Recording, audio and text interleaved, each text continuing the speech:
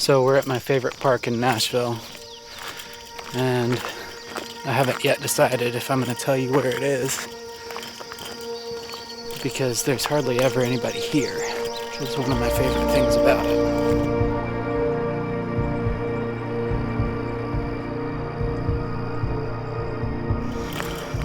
So according to the Instagram poll, I think my story may have won for this week's video, but a close second is mixing. And since I'm not quite ready to tell my story yet, I think that's going to be next week. I'm going to talk about mixing.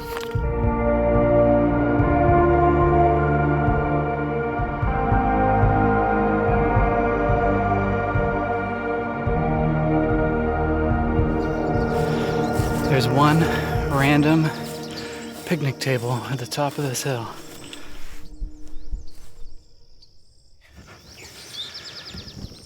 So I know a lot of composers that are amazing composers, and they would maybe be further in their career if they felt comfortable mixing their own stuff.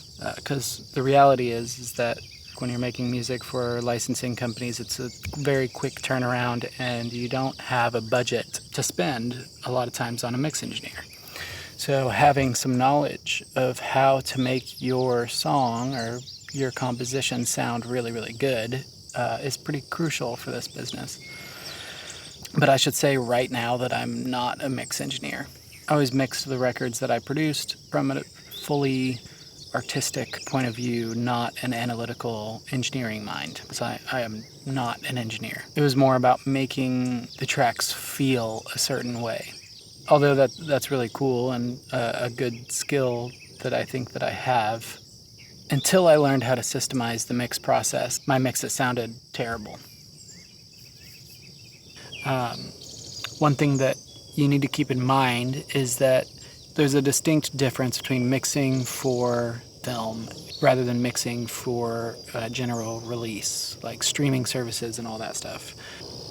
If you have scored a film and you're mixing the score for it, keep in mind that you're working together with the dialogue, you're working together with the sound effects, you're working together with the Foley, and your music has to serve those things. It's okay if it might be slightly boring on its own, as long as it's serving the bigger picture, the film as a whole and the story as a whole. Man, I love this park. All right, that's enough talk. I'm going to enjoy myself now.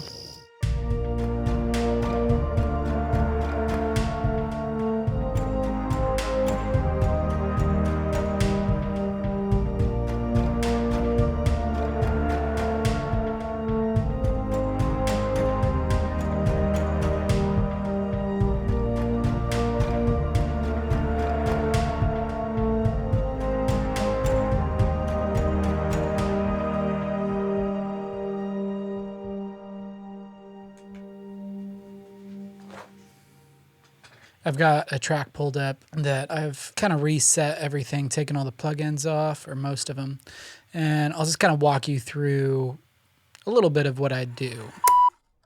I'm editing this video right now, and I recorded an entire walkthrough of how I would mix a track for sync, and it was a little bit boring, honestly, and I don't really want this channel or these episodes to be stuffy tutorials. So if you like that kind of stuff, I'm going to post it, and I think I'm going to link it right here. But I'm just going to do a very brief explanation of how I would mix a track for sync. So here we go. The first thing I'll do is pull all the faders down except for the aux channels. Those I'll set to 0. I'll move the master bus over by the drums and slowly bring up the kick until it reaches -10 dB. I'll balance the rest of the drums around the kick, and I'll keep checking the master bus. Here, I have a parallel compressor set up for the drums. I'll slowly bring up the fader until the drums sound punchy but not overpowering. Then I'll balance the percussion and then the bass. On the bass, I have some EQ a subharmonic synthesizer, more EQ, and a limiter to keep the low end nice and steady. I'll bring in one track at a time until everything is in and sounding right. I'll continually return to the master bus to check the level.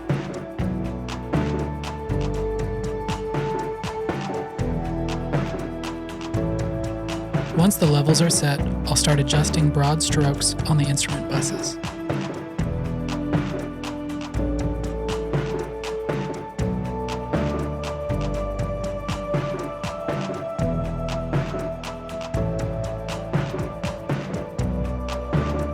Then I'll go back through and start making changes on individual instruments. Next, I'll go into volume automation and make further adjustments to the balance for each section of the song. Then I'll start to engage the plugins on the master bus one by one. Most of these plugins are doing something very subtle, but each one is adding something. Sometimes I'll go back and make small adjustments if any imperfections are brought out. Right here, I had to go back and tame the hi-hat. It's important not to do any major processing on the mix bus, and to make sure you are listening with and without each plugin to make sure you're not making things sound worse.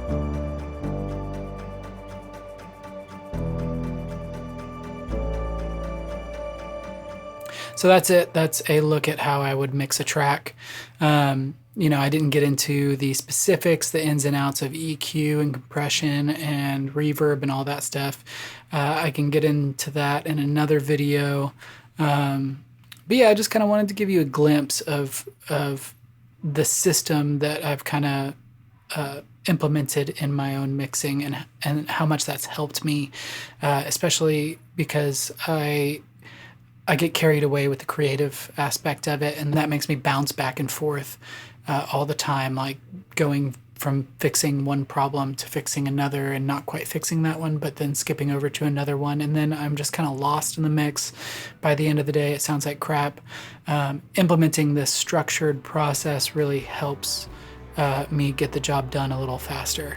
Now, one tip that I have for you is to always ask someone who has a really good ear and ask them for their feedback.